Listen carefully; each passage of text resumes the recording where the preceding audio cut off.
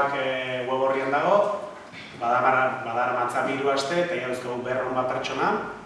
eta handik hangatzen da posibilitatea abenduak 27 arte jendea apuntatzeko da. Gero,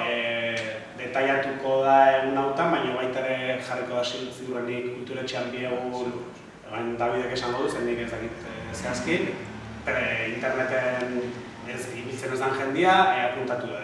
Inskripzio atletikan, ja martxan dago, eta jende guztiak uste pixka promozioen dugu gure Facebook orrialde bate bai badukagu,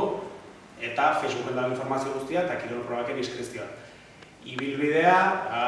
esplikatzeko dana pixka luzia da, baina ideia da pixka bat, hasten da Okendo plazan, gure herriko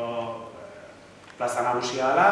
zentrotikan egiten du buelta bat, Ibai aldera juten da, berriz ere kondituken pasatzen da, eta gero juten da Zumaburu eta Orialdea, Augusto Oitan Ebai pasatzeko, bueltatzen da Ibailetikan, eta bukaera berriz ere Michelin ingurua pasatzen da, eta geltokiko horrekta, Lasarteko krosarantzea, hartzen da Okendora, baita bukatzeko, eta giro guzti dauteko Okendon, eta horrengo da ambiente gehiago.